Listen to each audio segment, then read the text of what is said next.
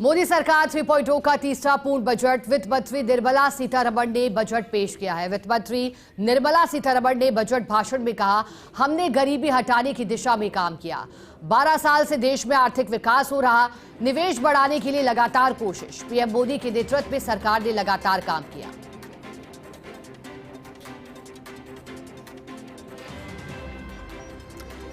तो देखिए, बजट पर लगातार फर्स्ट इंडिया चर्चा कर रहा है। बजट पेश हो चुका है। बजट से किसे कितना फायदा हुआ, किस सेक्टर के लिए क्या खास सरकार लेकर आई है, वित्त मंत्री ने क्या क्या ऐलान किया, चर्चा कर रहे हैं। और गेस्ट भी इस वक्त हमारे साथ जुड़े हुए हैं। सबसे पहले एक एक कर आपको सभी हमारे गेस्ट से परिचित करा देती हूँ। हमारे साथ Ladu Singh, Jaipur president RPDA Rajasthan petroleum dealer association, आपका बहुत बहुत स्वागत है Ladu Singh ji. Apurva Mittal, MSME entrepreneur, also chartered accountant है, आपका भी बहुत बहुत स्वागत। हमारे साथ डॉक्टर प्रदीप चतुर्वेदी हैं, कांग्रेस प्रवक्ता, आपका बहुत बहुत स्वागत है प्रदीप चतुर्वेदी। हमारे साथ सुरेश गर्ग हैं, बीजेपी प्रवक्ता, आपका भी बहुत बहुत स्वागत है। हमारे साथ सुरेंद्र सिंह, शाहपुरा चेयरमैन, आपका भी बहुत बहुत स्वागत है। और हमारे साथ संजय काला, ज्वेलर्स, वो भी मौजूद हैं, आप सभी का स्वागत करती हूँ। चलिए अब बजट पर चर्चा की शुरुआत करते हैं।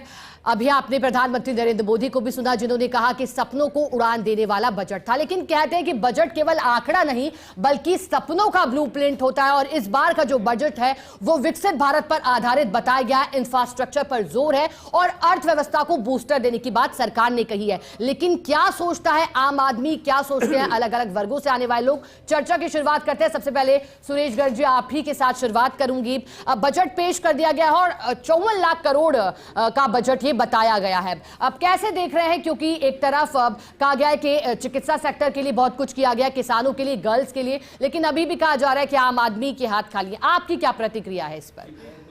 जो बजट पेश किया है वो आत्मनिर्भर भारत और विकसित भारत को ध्यान में रखते हुए बजट पेश किया गया है। 2047 तक भारत को विकसित बनाना है, उसी को ध्यान में रखते हुए बजट पेश किया है। पिछला बजट जो 50,24,000 करोड़ रुपए का जो बजट था वो बढ़कर के 54,10,000 करोड़ रुपए का बजट, 12,20,000 करोड़ रुपए इंफ्रास्ट्रक्चर में खर्च करना। 12,20,000 करोड़ रुपए अगर इंफ्रास्ट्रक्चर में खर्च होता है तो वो मैन्युफैक्चरिंग बढ़ती है, रोजगार के अवसर बढ़ते हैं, जनता के बीच में डायरेक्ट पैसा जाता है, तो इससे देश का विकास होता है। 40,000 करोड़ रुपए सेमीकंडक्टर इंडस्ट्री लगाने के लिए 40,000 करोड़ रुपए की पीएलआई स्कीम लाना, या कंटेनर निर्माण करने के लिए 10,000 करोड़ रुपए की स्कीम लाना, 7,000 हाई स्पीड रेल कॉरिडोर बनाना, ये सब विकसित भारत के लिए है। आज हर क्षेत्र के विकास के लिए आज निर्मला सीतारमण जी ने बजट पेश किया है और ये बहुत ही अच्छा बजट है। युवाओं के लिए, गरीब के लिए, महिलाओं के लिए, किसान के लिए, सभी को ध्यान में रखते हुए बजट आया है। सुरेश गर्ग जी का कहना है, प्रदीप चतुर्वेदी जी, क्योंकि आप कांग्रेस प्रवक्ता हैं, भारतीय जनता पार्टी कह रही है कि हर युवाओं का, अब हर वर्ग का ख्याल रखा गया, युवा हो, महिलाएं हो, किसान हो, सभी सेक्टर छुए हैं। कांग्रेस कैसे देख रही है इस बजट को? क्या खुश है पार्टी वाकई में जो भारत, विकसित भारत बनाने की बात हो रही है उस कड़ी? देखिए, जहां तक बजट की बात है, प्रधानमंत्री मोदी जी की 12 साल की सरकार ने ये 9वां-10वां बजट पेश किया है। सवाल इस बात का है कि उनकी प्राथमिकताएं क्या, इस बात से समझ में नहीं आता है। अब आप बताइए कि जिस तरह की बात कर रहे हैं, अभी उन्होंने फिलहाल अंतर्राष्ट्रीय जगत की बात करें तो फ्री ट्रेड एग्रीमेंट अभी हमने किया है, और फ्री ट्रेड एग्रीमेंट करने के साथ साथ जिस तरह की स्थितियां और जिस तरह कंपटीशन पूरी दुनिया में है, हम 8 देशों से पहले भी ये फ्री ट्रेड एग्रीमेंट कर चुके हैं। लेकिन आपको ध्यान होगा, राजस्थान में टेक्सटाइल इंडस्ट्री थी जिसका पूरा यूरोप में एक्सपोर्ट होता था। आज स्थिति क्या है? वो मार्केट कहाँ है? वो मार्केट कहीं भी नहीं है। आप समझिए, वो कहीं भी नहीं है और वो खत्म हो गया। क्यों हो गया? कि क्वालिटी स्टैंडर्ड्स नहीं हम कंपीट कर पाए। सवाल यह है कि आपने इस बजट में उस क्वालिटी प्रोडक्शन के लिए क्या आपने हमारी लेबर को क्वालिटी स्किल डेवलपमेंट का कोई काम सोचा, कोई योजना बनाई? आपने एग्रीमेंट करके तो बता दिया कि हमने 27 देशों से कर लिया, पर सवाल यह है कि युवाओं को तो योगी आदित्यनाथ को आप सुन रहे थे, यूपी के मुख्यमंत्री, और हम बजट पर चर्चा लगातार कर रहे हैं। और माफी के साथ प्रदीप चतुर्वेदी, आपको रोका था, अब अपनी बात पूरी कीजिएगा। कैसा लग रहा है ये बजट? लगातार प्रतिक्रिया ले रहे हैं। बजट विकासोन्मुखी होना चाहिए, लेकिन सवाल इस बात का है कि सरकार की प्राथमिकताएं स्पष्ट नहीं हो रही। आप देखिए कि मैं आपसे एक आंकड़ों की बात करूं तो आज जो बजट पेश हुआ है उसमें 25-26 का जो इकोनॉमिक सर्वे आया, उसमें डिपार्टमेंट में जो खर्चे हुए उनमें खर्चों में कमी की गई है, उनमें कट किए गए। अगर आप बात करें, मेरे पास जो आंकड़े हैं, आप देखिए कि ये जो सारी योजनाएं हैं, इसमें अगर मैं बताऊं आपको तो आप देखिए कि 25-26 के इकोनॉमिक सर्वे में जो रेवेन्यू रिसिप्ट हैं उसमें 78,000 करोड़ की कमी आई है। उसके बाद आप अगर रिवाइड नेट टैक्स की बात करें तो इसमें 1,62,000 करोड़ की जो कमी आई है। टोटल एक्सपेंडिचर सरकार ने 1 करोड़ के आसपास कम किया है। तो सवाल यह है कि आप कम कर रहे हैं तो विकास की बात कहाँ हो रही है। और दूसरी बात यह है कि आपने डिपार्टमेंट में एजुकेशन, मेडिकल, क्रॉप, एग्रीकल्चर सब में कम किया है, तो आपने सरकार का खर्चा कम क्यों नहीं किया? सरकार अपने खर्चों पे काबू नहीं कर रही है। सरकार लोगों के रोजगार पे हथौड़ा मार रही है। यंग लोगों को नौकरी देने की बात की, आपने 2 करोड़ रोजगार साल देने की बात की।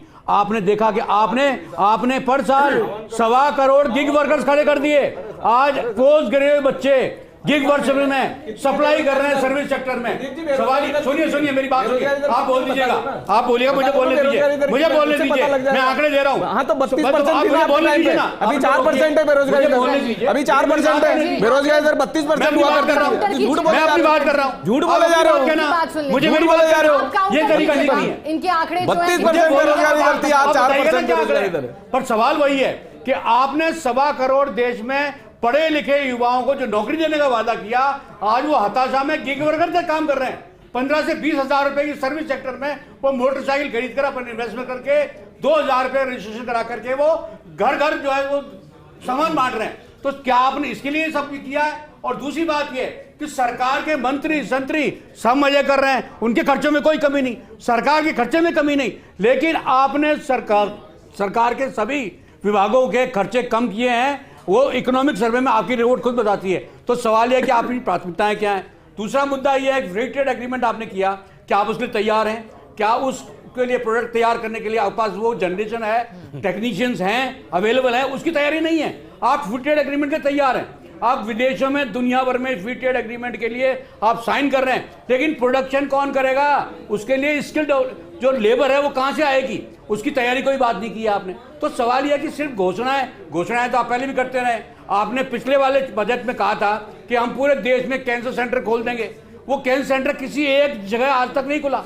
तो घोषणाएं करना मोदी जी का काम है, करते हैं, घोषणा वीर हैं, लेकिन सवाल यह है कि उनकी जो क्रेडिबिलिटी है वो मार्केट में नहीं है, देश में नहीं है। लोग खत्म हो गया तो मैं जवाब लोग देखते हैं, कितने झूठ बोलते हैं कांग्रेसी, इनको अपने कार्य कितने झूठ बोलते हैं कांग्रेसी, घोषणाएं करके वो अपनी योजनाओं पे झूठ बोलते हैं। उसकी बात सामने आएगी तब बात करेंगे। ठीक है, तो जैसा कि कांग्रेस पार्टी कह रही है कि थोड़ी घोषणा है, कांग्रेस पार्टी इस बजट को इस नजरिए से देख रही है। लेकिन चूंकि हमारे पास हर वर्ग से यहाँ पर गेस्ट है और हम उनसे बातचीत कर रहे हैं। लादू सिंह हमारे साथ आरपीडीए प्रेसिडेंट हैं। लादू सिंह जी, क्योंकि केंद्र सरकार कह रही है कि ये कल का बजट, कल भारत का बजट है, अर्थात भारत का कल कैसा होगा उस परिकल्पना पर आधारित है। और इसी कड़ी में ऊर्जा एक महत्वपूर्ण सेक्टर है, क्योंकि हम तीसरी बड़ी जो है ऊर्जा का उपभोक्ता हैं और इसी दृष्टि से शोधक भी हैं चौथे बड़े। अब आप अगर पेट्रोलियम की दृष्टि से माने, क्या समझते हैं जो घोषणाएं की गई हैं, क्या राहत मिली है या फिर अभी भी कुछ अधूरा रह गया है इस सेक्टर के लिए? नमस्कार। ये जो है सोलर में तो रियायतें दी है, डीजल पेट्रोल में जो कंजम्पशन होना है वो हो रहा है और उसमें तो कोई नया चेंज आया नहीं। जीएसटी में डीजल पेट्रोल को कभी भी नहीं लिया इन्होंने और हमें टोटल टर्नओवर में हमारा ऐड कर लिया जाता है। ऑयल का टर्नओवर हमारा 1% नहीं 1.1% है, जिसका 5 लाख 6 लाख टोटल टर्नओवर है, 40 करोड़ 30 करोड़ उसमें लेके, और जीएसटी की हमें रिटर्न भरनी पड़ती है, जबकि हमारा टैक्सेबल टर्नओवर मात्र 5 लाख है।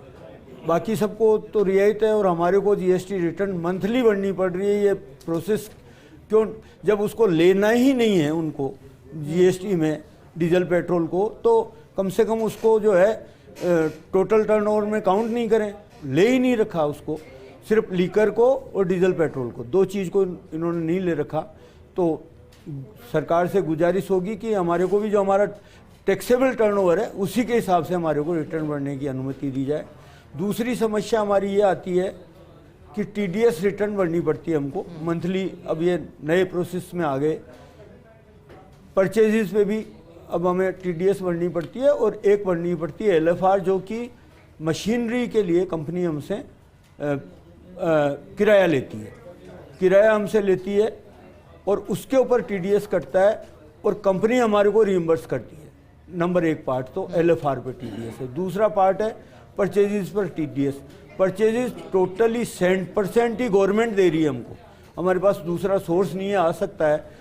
तो हमें टीडीएस में वहाँ भी क्यों मतलब जो है डुप्लीकेसी ऑफ वर्क है और हमें गलत ही उसमें टीडीएस के लिए हमें अटका रखा है या हमारी ज़रूरत नहीं है उस चीज़ की। जब गवर्नमेंट ही सप्लायर है, वो गवर्नमेंट ऑफ इंडिया अंडरटेकिंग से हमें प्रोडक्ट देती है और 1 लीटर भी परचेज हम नहीं कर सकते बिना गवर्नमेंट के। कोई भी सोर्स से हो, प्राइवेट ऑयल कंपनियों का भी परचेज वही होता है। तो इसके ऊपर हमारे टीडीएस में रियायत आए और ये टीडीएस रिटर्न हमारे को अननेसेसरी भरनी पड़ रही है। जो डुप्लीकेसी ऑफ वर्क है, गवर्नमेंट का भी वर्क बढ़ता है, हमारा भी बढ़ता है, सिर्फ हमें ब्याज भरना पड़ता है। इनफैक्ट हमारे को न टीडीएस देना है, न हमारा टैक्स लगता है, न जीएसटी में हम कुछ देते हैं। जीएसटी में उल्टा हमारे वापस लेने का बनता है। तो पैसा एक सरकार को मिलता नहीं है, मात्र हम रिटर्न में लेट हो जाते हैं तो हमारा ब्याज लगता है। एक उसमें अगर सरकार दोनों साइड में विचार कर लें, ओवरऑल जो बजट आया है इसको तो हम बैलेंस्ड बजट ही मानेंगे और मानते हैं कि आगे वाली ग्रोथ के लिए, आगे वाली उसके लिए बहुत अच्छा है। इसके अंदर 3-4 सेक्टर ये तो आई गया। इंफ्रास्ट्रक्चर का तो दिख ही रहा है आपको कि बड़ा इन्वेस्टमेंट है, तो इससे पूरे देश की इकोनॉमी बढ़ेगी। टूरिज्म में बड़ा इन्होंने जो काम किया है कि ट्रेनिंग देंगे गाइड्स को, तो टूरिज्म बड़ा सेक्टर है जिससे बड़ी इनकम आ सकती है। वो भी हम लोगों के लिए फ़ायदेमंद है, इकोनॉमी के लिए। तो हम ओवरऑल ग्रोथ से हमें भी हमारी भी ग्रोथ, हमारी भी बिक्री में फ़र्क पड़ता है। एमएसएमई को जो बेनिफिट्स दिए हैं, पहले कभी इतना बेनिफिट देखे नहीं थे हमने, तो ये जो एमएसएमई को दिए हैं, खास तौर से एजुकेशन में महिला छात्रावास प्रत्येक जिले में, हिंदुस्तान के प्रत्येक जिले में किया है। ये ओवरऑल ग्रोथ और लंबी सोच का परिणाम मान सकते हैं कि ये पहली बार हुआ है कि प्रत्येक जिले में महिला छात्रावास बनेंगे। हिंदुस्तान के जितने भी ज़िले हैं, 8000 हैं या जो भी ज़िले हैं, तो ये हमारे लिए टोटली बजट के लिए हमारे को कोई शिकायत नहीं है। लेकिन हमें अननेसेसरी कॉम्प्लिकेशंस से अगर सरकार मुक्त करा दे, सरकार को उससे कुछ भी हासिल नहीं होता है। हमारे पर जो रिटर्न्स भरी जा रही है, सरकार को कुछ भी नहीं मिलता है, सिर्फ हमारे लेट होने पर पेनल्टी लगती है। आप पेट्रोल डीजल पे जीएसटी की डिमांड नहीं करते कम करने की? जीएसटी की बात करी हमने, लेकिन उन्होंने कहा कि ये जो है ना जीएसटी का विषय, हमने जीएसटी का कई बार मुद्दा उठाया। उन्होंने कहा कि ये स्लैब नीचे लाने पे हमारी इकोनॉमी, तो राज्य सरकार से बात करने की बात कर रहा हूँ मैं। हाँ, नहीं आप कह रहे हो डबल इंजन की सरकार है, आपकी बात डबल इंजन की सरकार है। आप बात तो करिए, आप बात ही नहीं करते। नहीं, सरकार बात ही नहीं करती, सरकार किसी से बात नहीं करती। राज्यों में जहाँ कांग्रेस की सरकार है वो डिमांड करे कि जीएसटी में आना चाहिए, एक प्रतिवेदन दे। माननीय निर्मला सीतारमण जी को प्रतिवेदन दे, कांग्रेस एक प्रतिवेदन दे कि हम जीएसटी में लाना चाहते हैं, तो हम करेंगे, स्वीकार करेंगे। आप दें प्रतिवेदन तो दें, आप करो ना डिमांड। अभी डिमांड, अभी तो प्रपोजल है ना, क्यों नहीं आपके राज्यों में? जीएसटी कम करने की नहीं, हमें जीएसटी में ले ले तो हमें बेनिफिट मिल जाएगा। तो हमें जीएसटी में लेते नहीं है, हमने बराबर डिमांड की है। सरकार ने आज से 4 साल पहले भी मैं आया था टीवी चैनल्स पे, तो बात हुई थी और आपके कांग्रेस के प्रवक्ता भी थे। हमने खुला कहा, उसमें हम कहीं दो तरह की बात नहीं करते। ठीक है, दोबारा लौटेंगे चर्चा पर।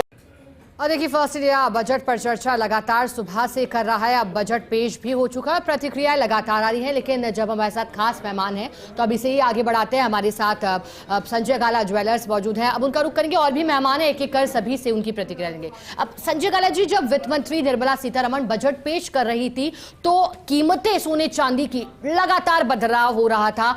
सोना फिर संभला, चांदी फिर संभली, लेकिन अभी भी नजर टिकी है क्योंकि कस्टम से जुड़ी कुछ घोषणाएं की गई हैं।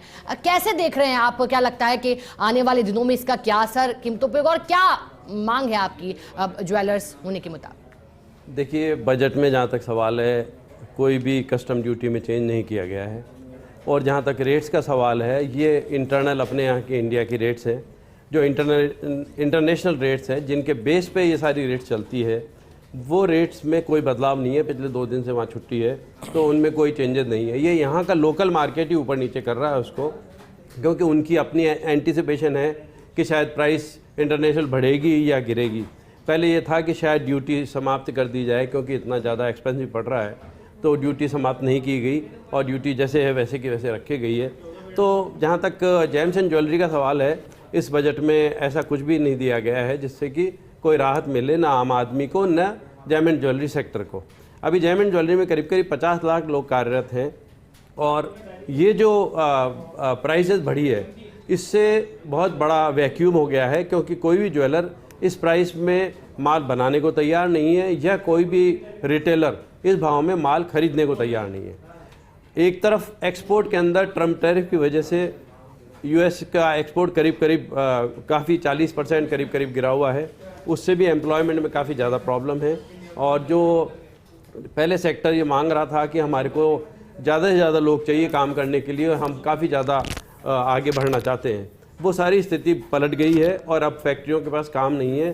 तो डोमेस्टिक में जो अभी प्राइसेस बढ़ी है उसकी वजह से, और एक्सपोर्ट में जो ट्रम्प टैरिफ लगा है उसकी वजह से, दोनों ही मिला के सेक्टर में जो लोग एम्प्लॉयड है उनके पास काम की काफ़ी कमी हुई है। तो इन सारी चीज़ों को किसी भी तरीके से एड्रेस नहीं किया गया है, और ख़ास तौर से जैसे एक्सपोर्ट जो करते हैं उनको ये चाहिए कि कोई क्रेडिट ऐसी मिले, क्या जैसा कि आपको मालूम है कि जैसे ही हम अमेरिका में एक्सपोर्ट करते हैं तो जो वहाँ का इम्पोर्टर है उसको 50% ड्यूटी देनी पड़ती है। पहले उसको 1 पैसा भी नहीं देना पड़ता था, हमको भी 4 महीने बाद दिया करता था पैसा। अब मान लीजिए हमने $1 लाख का एक्सपोर्ट किया तो $50,000 उसको अपफ्रंट हाथ में चाहिए। तो ये सब चीज़ों के लिए गवर्नमेंट की तरफ से सपोर्ट हो कि हम यहाँ पे कॉस्ट कम करके दे सकें और उनको क्रेडिट दे सकें, वो सारी व्यवस्थाएं होना बहुत जरूरी है। यानी कि ज्वेलर्स थोड़े से नाखुश हैं, सपोर्ट और चाहते हैं। ठीक है, अब हमारे साथ MSME एंटरप्रेन्योर अपूर्वा मित्तल जी हैं। अपूर्वा जी, बजट में एक घोषणा जिसने सभी का ध्यान खींचा वो महिलाओं से जुड़ी थी। उसमें साफ है गर्ल्स हॉस्टल की बात 800 जिलों में की गई है। आप कैसे देखती हैं, खासतौर पर MSME के लिए भी 10,000 करोड़ की फंड की बात की गई है, क्या मानना है आपका, कैसा लगा budget?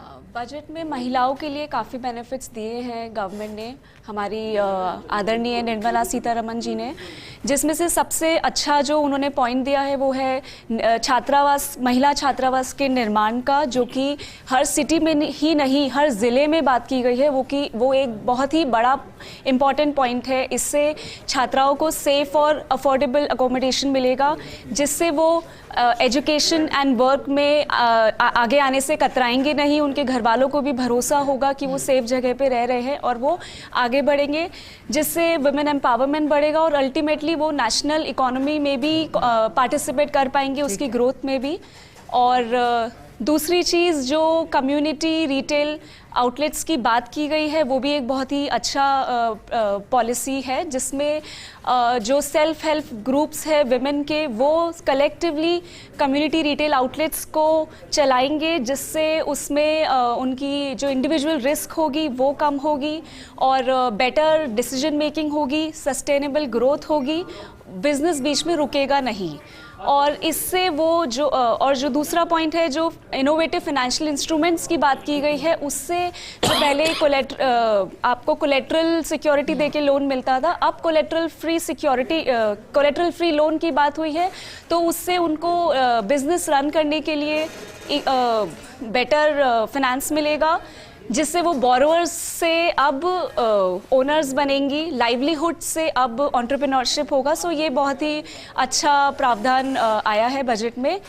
But at the same time मेरे कुछ पॉइंट्स हैं जो गवर्नमेंट को इम्प्लीमेंट करने चाहिए। आई वुड रियली रिक्वेस्ट, जैसे कि जो महिलाएं फाइनेंशियल बैकग्राउंड से नहीं है, जिनको फाइनेंस की इतनी नॉलेज नहीं है, बट दे हैव टैलेंट, वो अपना बिजनेस करती हैं, अगर फाइनेंशियल गवर्नमेंट की तरफ से फाइनेंशियल लिटरेसी प्रोग्राम्स कुछ हो विमेन के लिए, तो एक जैसे उनको किसी भी हेल्प के लिए they have to ask their husband या फिर फादर या फिर किसी और मेल से, सो उससे वो और हर किसी का सपोर्ट भी नहीं मिलता, तो उसके लिए फाइनेंशियल लिटरेसी अगर गवर्नमेंट की तरफ से विमेन के लिए स्पेशली होगी तो वो महिलाओं को बिजनेस में आगे बढ़ने के लिए बहुत हेल्प करेगी।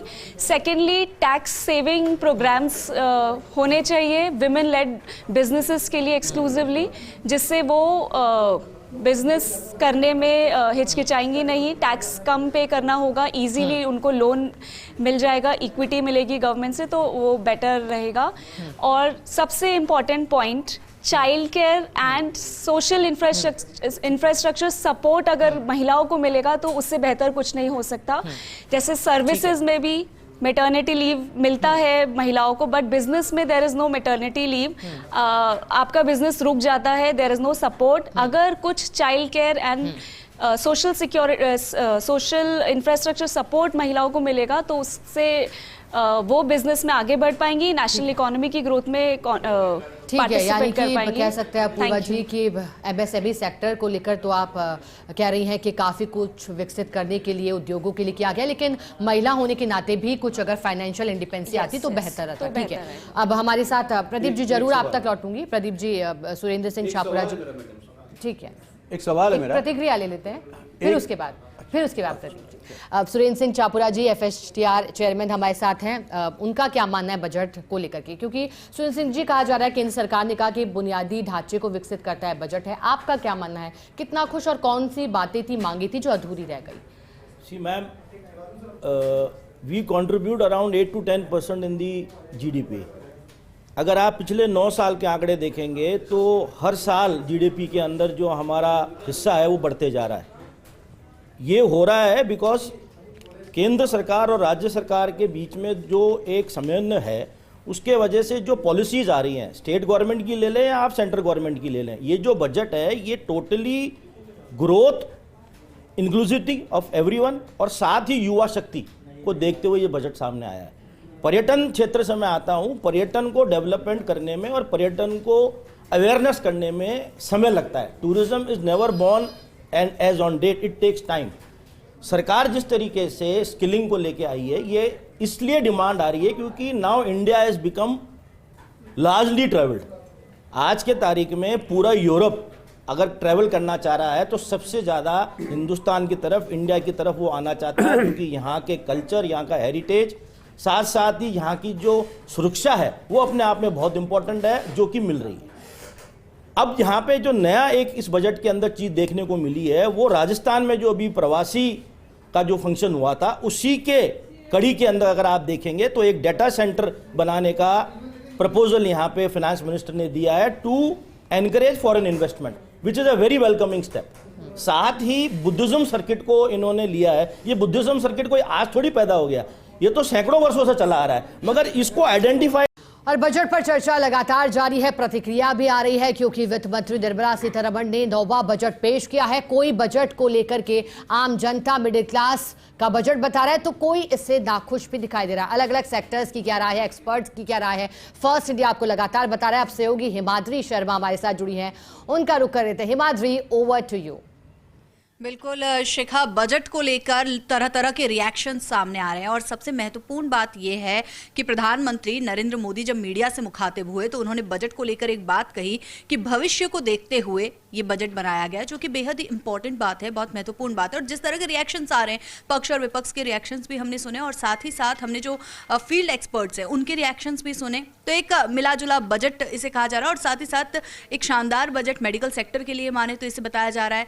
लेकिन हमारे साथ हमारे सहयोगी जो लगातार फील्ड में मौजूद रहते हैं, हर एक बारीकी जो है अपनी बीट की वो जानते हैं, उनसे हम जानेंगे कि किस तरह का ये बजट रहा। हमारे साथ हमारे तमाम सहयोगी हैं, हमारे साथ एसोसिएट एडिटर अभिषेक श्रीवास्तव जी हैं, विमल जी हैं, हमारे साथ सीनियर रिपोर्टर दिनेश डांगी जी हैं, हमारे साथ दिव्यानी हैं। तो इन सबसे हम जानेंगे कि ऑल ओवर बजट जो है वो कैसा रहा, आम जन को कितनी राहत मिली और ख़ास तौर पर रोटी, कपड़ा और मकान, जो मूलभूत ज़रूरतें हैं, उनको लेकर ये बजट कैसा है और भविष्य का रोड मैप किस तरह से इस बजट को लेकर तैयार हो रहा है। तो सबसे पहले रिएक्शन विमल जी आपसे लेना चाहूँगी कि ये जो बजट है, ऑल ओवर जो बजट आया है, उस बजट को लेकर आप क्या कहेंगे, किस तरह से देखते हैं एक आम आदमी के अकॉर्डिंग?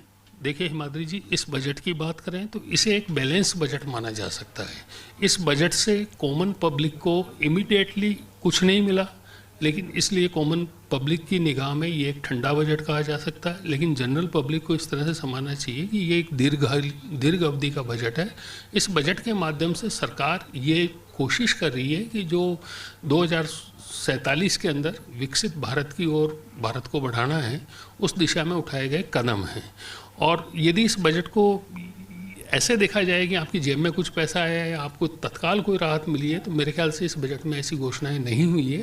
लेकिन सरकार ने जो घोषणाएं की है, चाहे इनकम टैक्स की बात करें, चाहे नए इनकम टैक्स कानून की बात करें, इन सबको देखते हुए ये कहा जा सकता है कि जो भ्रम की स्थिति है उस स्थिति से बाहर निकलने के लिए सरकार ने कोशिश की है। एक बड़ी बात ये भी है कि इस बजट के अंदर जो सरकार ने कस्टम्स कानून को लेकर के जो प्रावधान किए गए हैं, उन कानून के जो प्रावधान हैं उनको भी दीर्घकालिक दृष्टि से देखा जा सकता है। बिकॉज अभी जैसे अमेरिकी राष्ट्रपति ट्रंप ने 51% के आसपास भारत के ऊपर टैरिफ थोपा था। इसके जवाब में भारत ने यूरोपियन यूनियन के साथ में एक फ्री ट्रेड एग्रीमेंट किया है, जिसको असर आने में 2 साल का समय लगेगा। लेकिन ये एक एडजस्टमेंट है और बड़ा एडजस्टमेंट है। और इसके अलावा जहाँ तक शॉर्ट टर्म की बात करें, शॉर्ट टर्म में बेशक बहुत ज़्यादा फ़ायदे नज़र नहीं आ रहे हैं, लेकिन लॉन्ग टर्म में जॉब क्रिएशंस की बात करें, हेल्थ की बात करें और स्टेबिलिटी की बात करें, तो इन सब में फ़ायदा नज़र आ रहा है। अब ये फ़ायदे कितने हैं, कब तक आएंगे और इसका असर क्या रहेगा, इसका विश्लेषण करने में निश्चित रूप से समय लगेगा। बिल्कुल विमल जी, तो विश्लेषण में समय लगेगा क्योंकि बजट अभी आया है और आगे जाकर जो है इसके परिणाम भी पता चलेंगे। अभिषेक जी हमारे साथ हैं। अभिषेक जी, इंफ्रास्ट्रक्चर को लेकर ये बजट किस तरह से है, किस तरह से आप देखते हैं, क्योंकि लगातार आप फील्ड में मौजूद रहते हैं, तो इंफ्रास्ट्रक्चर के लिए इस बजट को किस तरह का माना जाए? देखिए, इस बजट में जो देश के जो टियर 2 और टियर 3 जो शहर है, उनके विकास को प्राथमिकता दी गई है और उन्हीं के विकास के लिहाज से 7 हाई स्पीड रेल कॉरिडोर घोषित किए गए हैं, जिनकी टियर 2 और टियर 3 शहरों से कनेक्टिविटी होगी। ये विशेषज्ञ बताते हैं कि जो जानकार हैं इसके फील्ड के, वो मानते हैं कि ये जो घोषणा की गई है इसलिए की गई है क्योंकि जो टियर 2 और टियर 3 के जो युवा हैं, जो लोग हैं, जो कि बड़े शहरों में रोजगार के लिए जाते हैं, वहां बसते हैं, तो उनको एक हाई स्पीड कनेक्टिविटी दी जाएगी, तो डेली अप डाउन कर सकते हैं। तो हो सकता है कि जो घोषणा है ये उस लिहाज से की गई होगी ताकि जो बड़े शहर है वहां पर जो आबादी तेजी से बढ़ रही है, जो बसावट बढ़ रही है, वो घनत्व जनसंख्या का न बढ़े और वो डेली अप डाउन करके वहां तक पहुंच सके। इसके अलावा जो 5 लाख से अधिक आबादी के जो शहर हैं उनके लिए 11.11 लाख करोड़ रुपए के पूंजीगत व्यय की घोषणा की है। और छोटे निकाय जहां पर इंफ्रास्ट्रक्चर की कमी रहती है, उनके पास पैसा नहीं होता इंफ्रास्ट्रक्चर की स्कीम के लिए, तो उनके लिए इंफ्रास्ट्रक्चर रिस्क फंड की घोषणा की गई है, जिसमें इसके नियम शर्तें क्या होंगे ये आने वाले टाइम पे पता चलेगी। लेकिन वो एक गारंटी देंगे, जो भी वित्तीय संस्था उस छोटे निकाय को किसी इंफ्रास्ट्रक्चर प्रोजेक्ट के लिए लोन देगी तो उसकी एक गारंटी होगी। तो इस तरह से आप देखें, और शहरी परिवहन में भी सुधार के लिए इन्होंने कई तरह की घोषणाएं की है। जो सीवरेज की अगर हम बात करें उसके लिए भी बात है, और जो 500 से ज़्यादा शहर है उनमें जो स्मार्ट जो इंफ्रास्ट्रक्चर है उसके लिए बात की है। बिल्कुल, तो बजट में सभी के लिए कुछ ना कुछ है, कुछ ना कुछ खास बात है। और बात जब महिलाओं की हम करेंगे तो इस बार ये बजट कैसा रहा? देवयानी, आप सुबह से फील्ड में मौजूद है, लगातार बजट की बारीकियों पर बातचीत कर रही है और ऐसे में महिलाओं से भी आपकी बातचीत हुई, महिलाओं का रिएक्शन क्या रहा इस बजट को लेकर और साथ ही साथ आपका क्या ओपिनियन है इस बजट को लेकर? जी देखिए, महिलाएं जो है सबसे ज़्यादा जो उनकी चीज़ एक महिला डिमांड करती है वो है आत्मनिर्भरता। और इस बजट में हम देख सकते हैं कि जो 2 चीज़ें जो महिलाओं को दी गई है, एक तो जो लखपति दीदी को आगे बढ़ाकर शी मार्ट में जो अब होगा, तो उससे महिलाएं काफ़ी ज़्यादा इंडिपेंडेंट होगी, एंटरप्रेन्योरशिप वुमेंस में बढ़ेगी, जिससे एक उन्हें फ़ायदा मिलेगा, एक महिला सशक्तिकरण की नई चीज़ होगी। वहीं दूसरी तरफ अगर बात करें तो एजुकेशन से रिलेटेड है कि महिलाएं जो बच्चियां पढ़ नहीं पाती, उनके लिए अब हर ज़िले में हॉस्टल्स खोले जाएंगे जिससे पढ़ाई उनकी ना छूटे। तो ऐसे में कहा जा सकता है कि महिलाओं के अगर दृष्टि से हम देखें तो ये एक पॉजिटिव चीज़ है। आम बजट में हम देख रहे हैं कि एक तो जहाँ पर शी मार्ट खोला जाएगा, जहाँ पर महिलाएं अपने जो सामान हैं, चाहे गिफ्ट्स हो या फिर हस्तशिल्प हो, अपनी तरफ से जो चीज़ें वो बनाती हैं उनको वो ईजीली सेल कर पाएंगी, जिससे जो बिचौलिए हैं उनसे बचा जा सकेगा। तो उससे हम कह सकते हैं कि महिलाएं आत्मनिर्भर होगी, इंडिपेंडेंट होगी, तो ये हमारे देश के लिए एक अच्छी बात होगी। जी बिल्कुल, तो महिलाओं के लिए एक अच्छा बजट इसे माना जा रहा है क्योंकि महिलाओं के सशक्तिकरण को देखकर बनाया गया है, महिलाओं के विकास के लिए बजट बनाया गया। लेकिन जब भी बजट आता है तो प्रतिक्रियाएं आमतौर पर आती हैं, पक्ष की प्रतिक्रियाएं आती हैं, विपक्ष की प्रतिक्रियाएं आती है, और इसी वजह विपक्ष भी लगातार इस बजट को लेकर प्रतिक्रिया दे रहा है। और ऐसे में रांगी जी, लंबे समय से आप विपक्ष को भी देख रहे हैं, आपने कई बजट भी देखे, ये वाला बजट जो है इसमें क्या कुछ खास रहा और कौन कौन से ऐसे लूप होल्स हैं जिन्हें विपक्ष जो है वो उठा सकता है? जी देखिए, सबसे खास बात तो ये रही कि आज़ाद भारत के बाद पहली बार छुट्टी के दिन यानी संडे के दिन ये बजट पेश किया गया है और निर्मला सीतारमण ने 9वीं बार ये बजट पेश किया है। और मेरे साथी विमल जी बता रहे थे कि ये जो बजट है लॉन्ग टर्म के लिए इसमें उपाय किए गए हैं, तात्कालिक इसमें क्यों नहीं दी। अमूमन मोदी के युग में कह सकते हैं, मोदी के शासन में बजट अब पॉलिटिकली नहीं रहा। पहले क्या होता था, जब जीएसटी नहीं होता था तो आम आदमी का उसमें ये रुचि रहती थी क्या सस्ता हुआ है, क्या महंगा हुआ है, लेकिन अब ये सस्ता महंगा जीएसटी काउंसिल है वो तय करती है। अब बजट में अगर हम इंपोर्ट ड्यूटी या कस्टम ड्यूटी कम करते हैं, जैसे कैंसर की हम बात करें 17 दवाइयों पर जो ड्यूटी हटाई गई है, तो जाहिर सी बात है गंभीर बीमारी है उन लोगों को राहत मिली है। और जब भी फरवरी आता है तो ये कोई भी सरकारी हो, एक बात तय है कि हम सदियों से देखते देखते बड़े हुए हैं, जो सत्ता में होते हैं वो कहते हैं कि समावेशी बजट है, हर वर्ग को हमने राहत दी है। तो विपक्ष का वही रटा रटाया जवाब है कि ये सिर्फ महज घोषणाओं का पिटारा है, ये घोषणाएं धरातल पर कभी नहीं उतर सकती। तो राहुल गांधी और अन्य नेताओं के रिएक्शन आए। राहुल गांधी का कहना है महंगाई कम करने के लिए इसमें कुछ नहीं किया गया है, आम आदमी को, मिडिल क्लास को, सर्विस सेक्टर के जो लोग हैं उनको कुछ नहीं दिया, अन्नदाता का इस बजट में नाम नहीं है। तो वहीं अशोक गहलोत ने कहा कि बजट भाषण में एक बार भी राजस्थान राज्य का नाम नहीं लिया, जो बताता है कि हमारे राज्य राजस्थान के साथ सौतेलापन का जो बर्ताव है वो यहाँ पर किया गया है। गोविंद सिंह डोटासरा ने बजट को निराशाजनक किया, लेकिन खैर ये पॉलिटिकली है और विपक्ष यही आरोप लगाएगा। लेकिन अभी जब चुनाव ही नहीं, आपने एक बार देखा इस साल 5 राज्यों में चुनाव है, लेकिन इसमें केरल, असम, बंगाल इनके लिए कोई बड़ी घोषणाएं नहीं की गई। तो सेंटिमेंट से जो मोदी सरकार है उनकी जो सियासत की स्टाइल है वैसे ही बजट पेश वो अलग रहा है। हिंदुस्तान आगे कैसे बढ़े, जो विकास की रफ्तार है वो कैसे बढ़े और आम आदमी को भी कैसे राहत मिले, तो इसके बीच संतुलन उनको साधना अच्छी तरीके से आता है। और जैसा कि मैंने बताया महंगा और सस्ता जो बजट में अब रिवाज बंद हो चुका है, तो आज इस तरह संडे था तो लोग जैसे समझ रहे हैं कि बजट ज़रूर थोड़ा सा ठंडा होगा, लेकिन इसमें जो एक्सपर्ट कहते हैं जो उपाय, जो घोषणाएं की गई है उसका आने वाले दिनों में जब जीडीपी बढ़ेगी, जो राजकोषीय घाटा है, जो कई चीज़ें हैं वो उसका क्या रहता है स्ट्रक्चर। जी बिल्कुल, जैसा कि मिलीजुली प्रतिक्रिया भी सामने आ रही है बजट को लेकर, और सबसे महत्वपूर्ण बात कि ये जो बजट है ये भविष्य को ध्यान में रखते हुए बनाया गया है, विकसित भारत के लिए ये बजट बनाया गया है। तो कहीं ना कहीं अभी हो सकता है कि कुछ तरह की प्रॉब्लम्स दिखे, कुछ लूपहोल्स भी नजर आए, लेकिन भविष्य को देखते हुए ये एक बेहतरीन बजट कहा जा रहा है। ओवर टू यू शिखा। और बिल्कुल ये बात भी कह सकते हैं कि बजट एक लेकिन नजरिए अनेक, क्योंकि बजट तो सबका है और सब इसे देख रहे हैं कि आखिरकार हमारी झोली में क्या है, इस सेक्टर के लिए क्या है, जो ऐलान सरकार ने किए थे, जो वादे पहले किए गए थे, क्या उसके मुताबिक है। आपने सभी सहयोगी से बातचीत की जो लगातार फील्ड में रहते हैं, सक्रिय रहते हैं और बारीकी से नजर बनाकर रखते हैं, उन्हें कैसा लगा आमजन की राय जानने के बाद। एक बार फिर हमारे साथ मेहमान जुड़े हुए हैं। अब हमारे साथ कांग्रेस प्रवक्ता नितिन सारस्वत जी जुड़ गए हैं। सबसे पहले नितिन जी आपका बहुत बहुत स्वागत करती हूं। बाकी मेहमान हमारे साथ लगातार बने हुए हैं चर्चा में। अब क्योंकि लगातार प्रतिक्रिया ले ली थी, एक बार फिर से सभी लोगों से जुड़ते और जानते हैं कि क्या सोच रहे हैं, लगातार जो रिएक्शन आ रहे हैं। अब सुरेश गर्ग जी, आपने सुना तमाम जो वर्ग हैं उनका क्या कहना है। अब कोई कह रहा है बजट में जो कल के भारत का बजट सरकार बता रही थी, अब आम आदमी का कहना नहीं, और खासतौर पर छात्रों को लेकर के कहा गया कि न्यू स्कॉलरशिप स्कीम की मांग हो रही थी और उम्मीद भी थी, लेकिन उसके मुताबिक नहीं हुआ। अब क्या कहेंगे, जो तमाम रिएक्शन आए और जो आरोप लगाए गए कि अब राजस्थान का जिक्र नहीं किया गया बजट में एक भी दफा।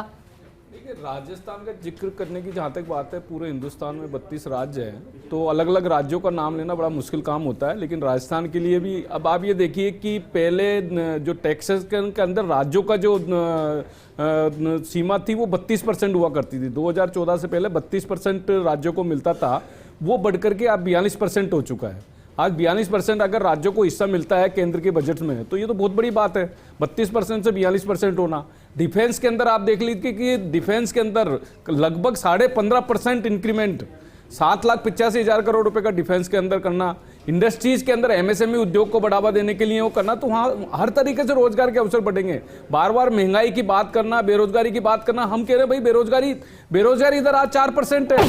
आज 2014 से पहले बेरोजगारी दर 20% से हमेशा ऊपर हुआ करते थे, आज 4% बेरोजगारी दर है। तो बेरोजगारी दर अगर 4% हो तो निश्चित रूप से रोजगार के अवसर मिले होंगे, तभी बेरोजगारी दर कम हुई होगी।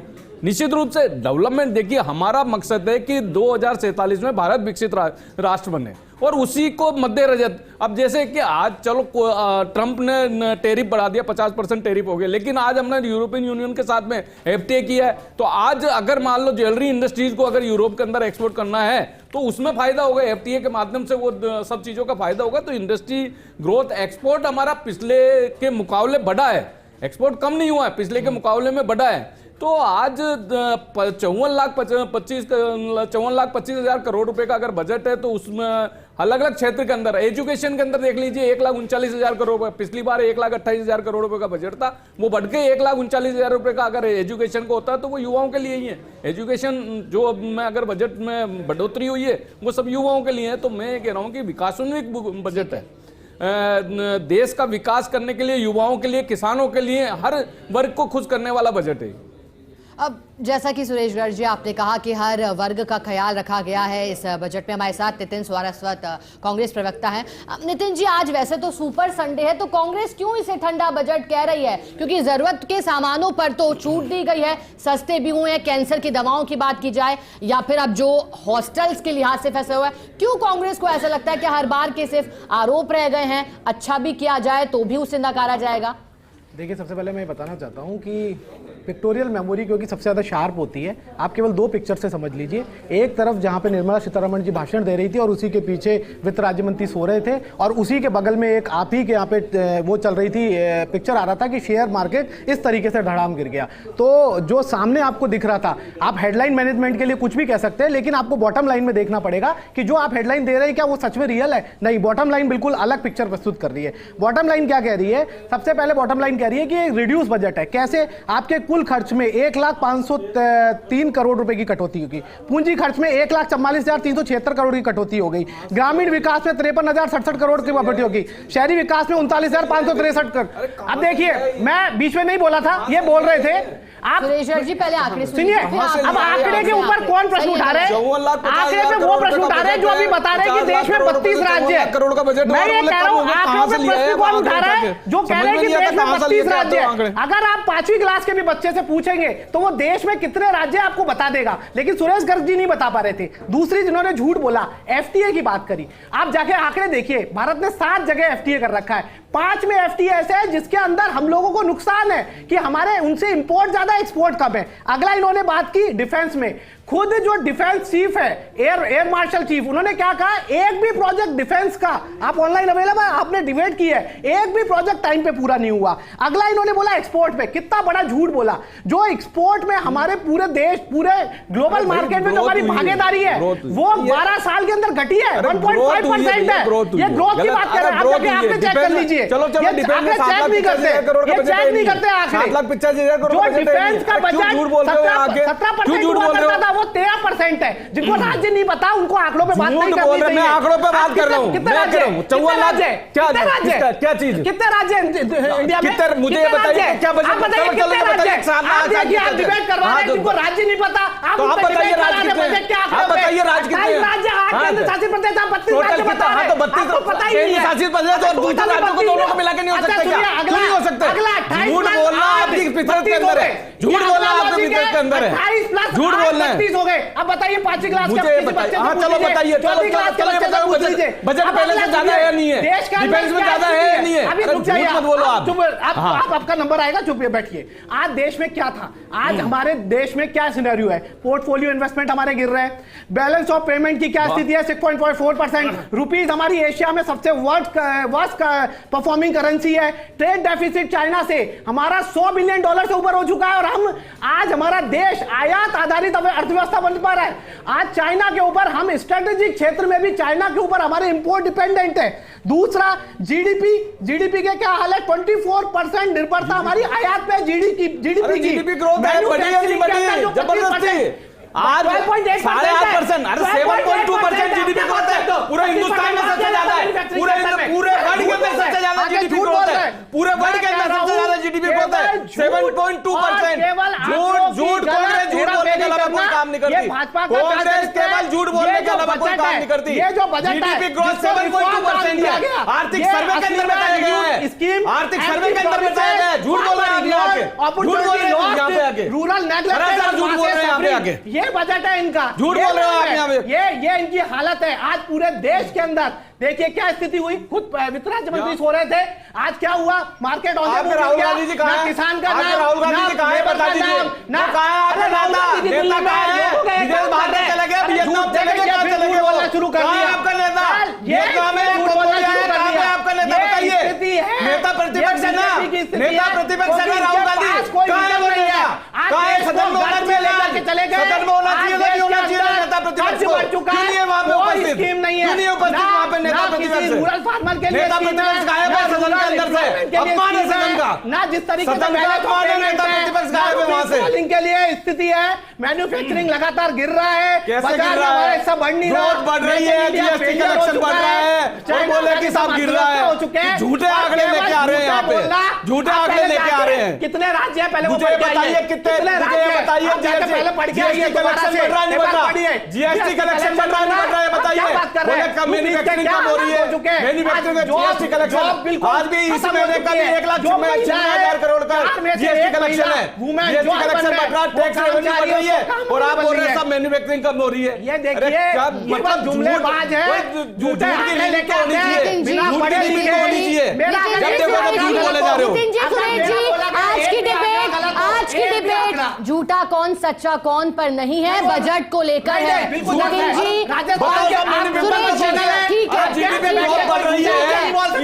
बिल्कुल आंकड़े आप दोनों बता रहे हैं, आंकड़े आप दोनों भी बता रहे हैं, आंकड़ों को आप दोनों बता रहे हैं। बिल्कुल आप लोगों ने जीके को लेकर एक दूसरे के सवाल खड़े किए, बजट की बात हम कर रहे थे, झूठा सच्चा कहते रहे, आंकड़े दोनों गिनाते रहे, लेकिन और भी मेहमान है, अब उनका रुख करेंगे क्योंकि उनके दिल में क्या है वो ही जनता समझेगी। अब चलिए लादू सिंह जी, आप भी बता रहे थे लगातार जो मांग थी, और आपने ये मांग भी की थी और कहा था कि कुछ रियायत टीडीएस में देनी चाहिए, क्या पूरी मांग है आपकी?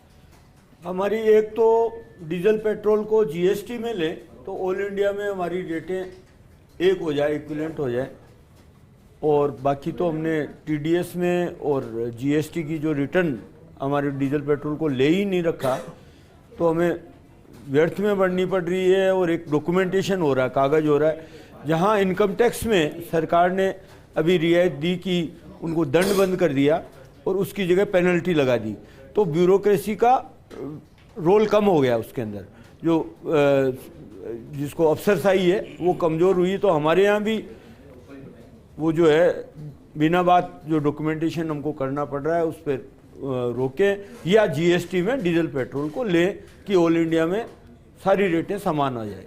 अब तो ज़्यादातर स्टेट में है। ठीक है, यानी कि जीएसटी के दायरे को और बढ़ाया जाए और आपका जो सेक्टर है उसे भी लाभान्वित किया जाए, राहत दी जाए। सुरेंद्र सिंह शाहपुरा जी भी हमारे साथ हैं, एफएचटीआर चेयरमैन है। आपकी बात अधूरी रह गई थी क्योंकि जरूरी थी वो प्रतिक्रिया भी पहुंचाना। आप बता रहे थे जो मांगे हैं तमाम, और अब क्या लगता है मांगों के अलावा जो भी बजट में ऐलान किए गए हैं उससे आप कितने खुश हैं, उससे कितने संतुष्ट है आप और आपका सेक्टर?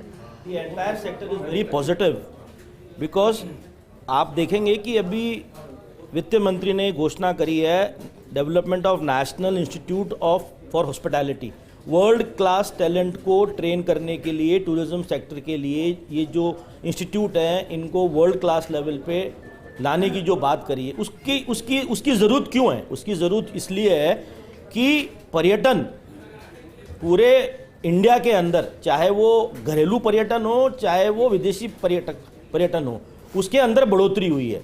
मुझे बाकी इंडस्ट्रीज़ के बारे में पता नहीं है, बाकी टूरिज्म के अंदर ग्रोथ है, ऑल ओवर ग्रोथ है, और ये ग्रोथ होती है किसी भी देश के अंदर जब उस देश के अंदर स्टेबिलिटी होती है और जो थिंकिंग होती है वो पॉजिटिव होती है।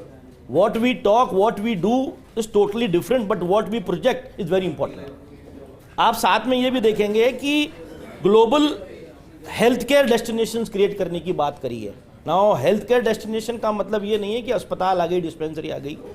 एक तरीके से मेडिसिटी ले लीजिए आप, अगर मेडिसिटी आती है तो उसके अंदर आपको एम्प्लॉयमेंट मिलेगा, निवेश होगा वो एक अलग बात है, आपको एम्प्लॉयमेंट मिलेगा, एम्प्लॉयमेंट के साथ साथ में वहाँ पे जो स्किल मैनेजमेंट वाले लोग हैं उनको जॉब मिलेंगे।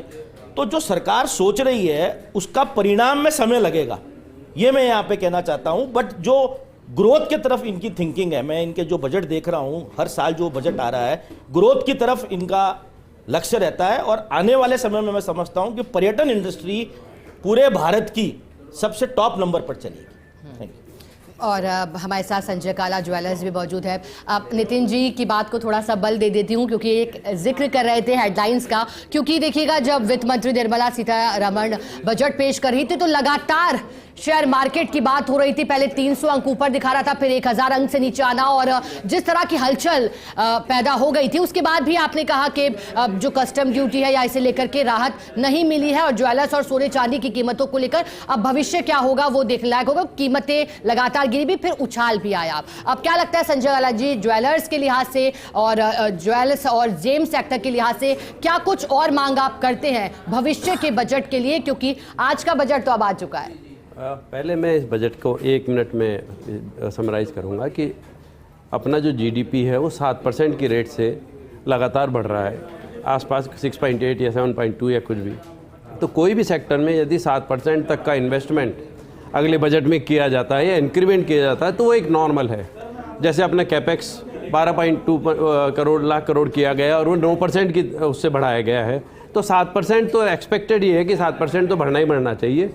इसमें 2% एक्स्ट्रा बढ़ाया गया है। ऐसे ही जैसे डिफेंस बजट में 15 पॉइंट समथिंग इंक्रीज़ किया गया है, तो ये हम समझ सकते हैं कि अभी जो पूरे विश्व के ग्लोबल सिनेरियो है उसमें डिफेंस को मजबूत करना बहुत ज़्यादा ज़रूरी है। और ये जो 7% की जगह 15% बढ़ाया गया है, ये नीड ऑफ द आवर है। तो कहीं से पैसा अगर अपने को लगाना पड़ता है तो कहीं से निकालना भी पड़ता है, और कुछ ना कुछ बजट में। और ये जो बजट दिया गया है 2047 के हिसाब से बनाया गया है, और उसको ध्यान में रखते हुए तो अपने जो हरदम हमारे को ये शिकायत रहती थी गवर्नमेंट से कि जो बजट बनाए जाते हैं बहुत शॉर्ट लिव्ड होते हैं, उस चीज़ को इन्होंने ओवरकम किया है और 2047 के हिसाब से सोचना शुरू किया है कि 20 साल बाद हम कैसे विकासशील बने। तो उस सारी बात को ध्यान रख, पर वो चीज़ सोचते सोचते ये भी ज़रूरी है कि बजट 1 साल का होता है, तो 1 साल के अंदर अपने हमारे को क्या क्या चीज़ें पकड़नी चाहिए और क्या क्या चीज़ें सुविधा देनी चाहिए जिससे कि देश का विकास हो सके, वो भी ज़रूरी है।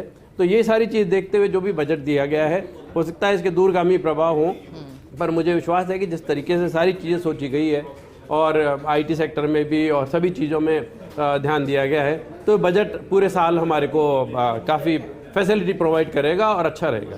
बिल्कुल, अर्थात संजय काला जी आपके मुताबिक कि दूरदर्शी बजट तो है, लेकिन वर्तमान को भी ना भुलाया जाए और उसका भी ख्याल रखा जाए। मेहमान हमारे साथ लगातार बने हुए, चर्चा आगे भी करेंगे। एक छोटी सी ब्रेक का वक्त हुआ है, जल्द लौट रहे हैं। और बजट सिर्फ अंकों का खेल नहीं, ये सपनों और प्राथमिकताओं का आईना है। कम खर्च, ज्यादा बचत, लेकिन क्या स्मार्ट वित्तीय प्रबंधन भी, ये ही सवाल बजट को लेकर बना हुआ है और हम लगातार चर्चा कर रहे हैं। मेरे साथ मेरी सहयोगी हिमाद्री भी हैं। हिमाद्री, आप एक एक कर मेहमानों से बातचीत कीजिएगा, लेकिन पहले एक बार फिर हमारे मेहमानों से आपको रूबरू करवा दूं। हमारे साथ लादू सिंह, जयपुर प्रेसिडेंट आरपीडीए हैं, आपका बहुत बहुत स्वागत है। लादू सिंह जी लगातार बने हुए हमारे साथ चर्चा में बजट को लेकर। अपूर्वा मित्तल है हमारे साथ, एमएसएमई एंटरप्रेन्योर। अपूर्वा जी, आपका भी स्वागत है। हमारे साथ नितिन सारस्वत भी है, कांग्रेस प्रवक्ता, आपका भी स्वागत एक बार फिर से करती हूँ। नितिन जी, सुरेश गर्ग लगातार बने हुए हैं, भारतीय जनता पार्टी प्रवक्ता है। हमारे साथ सुरेंद्र सिंह शाहपुरा, एफएचटीआर चेयरमैन है, आपका भी बहुत बहुत स्वागत है। सुरेंद्र जी लगातार बने हुए। संजय काला, ज्वेलर्स, हमारे साथ मौजूद है, ये भी लगातार बने हुए हैं। हिमाद्री, आप भी लगातार बजट को लेकर के बातचीत कर रही थी, प्रतिक्रिया आ रही थी। जिस तरह की प्रतिक्रिया आई है, कोई खुश है, कोई नाखुश है, और मेहमान भी हमारे साथ लगातार। बिल्कुल शिखा, बजट की अगर हम बात करें तो बजट का जो ब्रह्मास्त्र है वो चल चुका है, और अब ये देखना होगा कि इस बजट का जो है लॉन्ग टर्म इफेक्ट क्या रहता है, इसके प्रभाव क्या पड़ते हैं। चाहे हम किसी भी सेक्टर की बात कर ले, हर सेक्टर पर बजट कोई ना कोई प्रभाव अपना जरूर डालता है, और ऐसे में आम आदमी जो है वो खास तौर पर प्रभावित होता है। लेकिन इस बार के बजट में खास बात यह है कि ये बजट जो है भविष्य के रोड मैप को देखकर बनाया गया है। तो कई जगह अप एंड डाउन हो सकते हैं, लेकिन ऑल ओवर बजट की बात की जाए तो एक बेहतरीन बजट जो है वो सामने आया है। और ऐसे में लगातार गेस्ट भी हमारे साथ बने हुए हैं। बजट की जब भी बात आती है तो सबसे पहले जो बात आती है वो टूरिज्म इंडस्ट्री की आती है, क्योंकि जो आजकल बहुत ज़्यादा पीक पर है। होटलियर्स की बात आती है, होटल इंडस्ट्री की बात आती है, और ऐसे में हमारे साथ जो हैं सुरेंद्र सिंह जी शाहपुरा भी मौजूद हैं। सर, टूरिज्म सेक्टर की बात करें, होटल इंडस्ट्री की बात करें, तो ऑल ओवर ये बजट आप किस तरह से इस बजट को देखते हैं? क्या फर्क पड़ेगा इस बजट से? बजट, मैंने पहले भी कहा कि जो ये बजट आया है, ये आने वाले समय में जो हिंदुस्तान के अंदर डोमेस्टिक और इनबाउंड टूरिज्म है उसको फोकस करते हुए स्किल के ऊपर, मेडिकल टूरिज्म के ऊपर, बुद्धिज़्म सर्किट, ये सारी चीज़ें जो वित्त मंत्री ने अभी अनाउंस करी है, ये वो स्टडी है जिससे टूरिज्म ज़्यादा से ज़्यादा आए। बिकॉज अनसीन डेस्टिनेशन ऐसे होते हैं कि हमें पता है कि हमारे पास डेस्टिनेशन है, हमारे पास में एक्सपीरियंशियल टूरिज्म है, अगर हम उसको एक्सप्लॉइट नहीं करेंगे तो एक समय आएगा कि टूरिज्म से का जो हमारा फिगर है वो डाउन आएगा। तो ये एक निरंतर एक्सरसाइज होती है किसी भी राज्य की या देश की कि वो जितनी चीज़ें आगे प्रपोज कर सके, जो एफटीओज हैं, जो हमारे फॉरेन ट्रैवल एजेंट्स हैं, जो हमारी डीएमसीज हैं, उनको इन चीज़ों के बारे में पता पड़े, इंफ्रास्ट्रक्चर पता पड़े, ताकि ज़्यादा से ज़्यादा जो पैकेजेस बनते हैं उन पर इनका असर पड़ेगा। अब आप ये देखिए कि जो टूर ऑपरेटर्स और ट्रैवल एजेंट्स हैं उनके लिए एक बहुत अच्छी इसके अंदर इंसेंटिव आया है कि जो टीसीएस है, जो आउटबाउंड ट्रैवल होता है जिस पे टीसीएस लगती है, उसके अंदर ओवरसीज सेल के अंदर रिडक्शन आया है, वो अब 2% हो गई है। पहले जो आउटबाउंड टूरिज्म था, जो यहाँ का ट्रैवल एजेंट है हिंदुस्तान का, जो वो आउटबाउंड करता था, लोग यहाँ से विदेश जाते थे, तो उसके ऊपर जो टीसीएस लगता था उसके अंदर गिरावट आई है, वो 2% आया। तो एक बहुत वेलकमिंग स्टेप है। जो ट्रैवल एजेंट आउटबाउंड का काम करते हैं उनके लिए एक ये कैश फ्लो का काम करेगी, उनके जो क्लाइंट हैं उनके लिए एक बहुत अच्छा एक स्टेप है। इसी के साथ में आप देखिए मेडिकल के लिए जो एक नई सोच आई है इसके अंदर, हम बात करते हैं हमेशा मेडिकल टूरिज्म, मगर इन्होंने जो ये 5 सेक्टर को अभी डिसाइड किया है और इसके अंदर प्राइवेट पार्टनरशिप को इन्होंने सबसे ज़्यादा महत्व दिया है। तो मेडिसिटी होगी, मेडिकल टूरिज्म है, आपके पास में एक्सपीरियंशियल, हिंदुस्तान में एक्सपीरियंशियल टूरिज्म की भरमार है, उसको हमारे को किस तरीके से स्ट्रीमलाइन करना है, उसको किस तरीके से हमें पॉलिसी में फ्रेम करना है, उसको लेके आप देखिए कि अभी इन्होंने एक्सपीरियंशियल टूरिज्म के अंदर एडवेंचर को आगे लिया है, ट्रैकिंग को आगे लिया है। ये नई सोच है, ऐसी सोच पर्यटन के लिए बहुत जरूरी है। कल्चर, हेरिटेज, कलनरी, ये चला आ रहा है हिंदुस्तान में, मगर ये जो एक्सपीरियंशियल टूरिज्म है ये अपने आप में एक आगे के लिए बहुत अच्छा इंसेंटिव है और इसका बहुत अच्छे परिणाम मिलेंगे।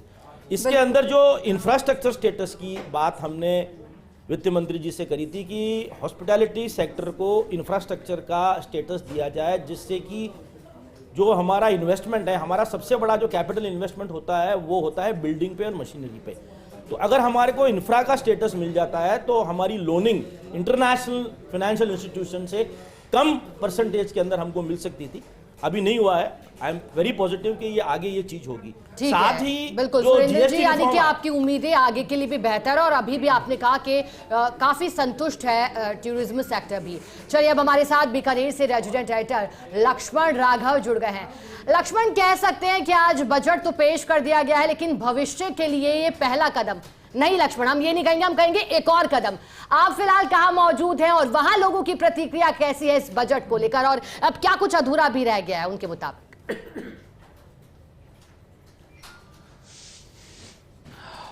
देखिए, बिल्कुल आप ठीक कह रही हैं। क्या क्या मिला है ये सब एक्सपर्ट्स बता रहे हैं, क्या खामियां हैं ये बात भी हो रही है। हमारे साथ एक पैनल है, कांग्रेस, भाजपा, टेक्नोक्रेट इसमें शामिल हैं और कांग्रेस ऐसे कह रही है जितनी भी कस्में थी सब झूठी थी, जितने भी वादे थे सब झूठे थे। दूसरी तरफ भाजपा जो है इसे कह रही है कि बंजर जमीन पर हमने आसमान उगाने की कोशिश की है। तो इस तरह की दोनों दलों से प्रतिक्रिया आ रही हैं, लेकिन हाँ ये बात माननी होगी क्योंकि जिस तरह की चीजें सामने आई हैं, बात विजन की हो रही है और वो बार बार कहते हैं कि विकसित भारत का ये विजन है। चूंकि आयुर्वेद की बात हुई है, 3 एम्स की बात हुई है, रक्षा बजट में जो है बड़ी बढ़ोतरी की बात हुई है, ये तमाम चीजें तो हैं ही हैं। साथ ही साथ एक छोटी चीज जो कहीं छूट गई है कि 800 जो डिस्ट्रिक्ट्स हैं वहां पर गर्ल्स हॉस्टल बनेगा, यानी गर्ल्स एजुकेशन पर भी बात हुई है। लेकिन भाजपा, कांग्रेस, टेक्नोक्रेट्स और शिक्षाविद क्या कहते हैं पूछ लेते हैं। जिला अध्यक्ष यहां भाजपा के क्या कहेंगे? अच्छा ही लग रहा होगा आपका तो, लेकिन फिर भी जो कह रहे हैं ना कि उतना कुछ है नहीं। देखिए, ये विकसित भारत निर्माण के लिए एक रोड मैप है और देश के विकास को गति देने के लिए ये टॉप गियर डालने वाला बजट है। और इस बजट में किसी भी सेक्टर को आप ले लीजिए, हर सेक्टर का ध्यान रखा गया है। और बहुत बड़ी संभावनाएं, चाहे रोजगार की हो, चाहे युवाओं के लिए हो, चाहे महिलाओं के लिए हो, किसानों के लिए हो, मतलब कोई ऐसा सेक्टर अछूता नहीं रहा है। और दूसरी बात यह कि इंफ्रास्ट्रक्चर पर बहुत बड़ा काम होगा और अपने ट्रांसपोर्टेशन पर बहुत बड़ा काम होगा, रेलवे नेटवर्क का है, हाई स्पीड ट्रेनों का है। इस तरह से कई ऐसे सेक्टर हैं जिनमें इस पूरे बजट में इसका समावेश किया गया है। कांग्रेस के जिला अध्यक्ष विशाराम जी क्या कहेंगे? कह रहे हैं कि ये होने वाला है। देखिए, ये तो चलो कह रहे हैं, इनको कहना मजबूरी भी है, मगर ओवरऑल आप देखेंगे तो आज का बजट सबसे निराशाजनक बजट है। और इस गिरे हुए बजट का अनुमान आप इस चीज से लगा सकते हो कि शेयर बाजार कितना गिरा है। शेयर बाजार हमेशा बजट के अनुमान के आधार पर बजट की जो उम्मीद होती है उसके अनुसार बढ़ता घटता है। आज का बजट शेयर बाजार गिरा है, इसी से अनुमान हम लगा सकते हैं। इन्होंने बड़े बड़े वादे किए थे कि किसानों की आय दुगुनी करेंगे, किसानों पर एक भी शब्द नहीं बोले। इन्होंने बेरोजगार युवाओं को 2 करोड़ हर साल रोजगार देने की बात की। क्या रोजगार देने के वादे उन्होंने किए? आज तक जब से मोदी सरकार बनी है 10 लाख रोजगार लगभग ये सरकार। लगातार कई बजट से बात कह रहे हैं, जनता फिर भी साथ नहीं आती। भाजपा के उपाध्यक्ष आप क्या कहेंगे? शानदार बजट है और हर वर्ग को इसमें, लड़कियों के लिए हर जिले पर एक हॉस्टल बनेगा, बालिका शिक्षा को बढ़ावा मिलेगा, युवाओं के लिए अलग प्रोग्राम है, एमएसएमई में 40,000 करोड़ का बजट है, रक्षा में बजट। देश मजबूत होगा तो देश आगे बढ़ेगा। कुल मिलाकर के जो विकसित भारत का जो विजन है उसके अनुसार शानदार बजट है और स्वागत योग्य बजट है। किसानों के लिए खूब सारी इसमें संभावनाएं हैं, महिलाओं के लिए, उद्यमियों के लिए, सबके लिए बहुत सारा बजट पिटारा खोल करके 9वीं बार बजट पेश किया निर्मला सीतारमण जी ने और अभिनंदन योग्य बजट है। तो गोल गोल घूम रहे हैं बीजेपी, तो आप कुछ कॉन्क्रीट बताएंगे क्या नहीं है? इस बजट में कुछ भी नहीं है, दिशाहीन बजट है। और ये जिस तरह से मोदी जी का आज तक हमेशा जुमलेबाजी की बात रही है वो का वही है।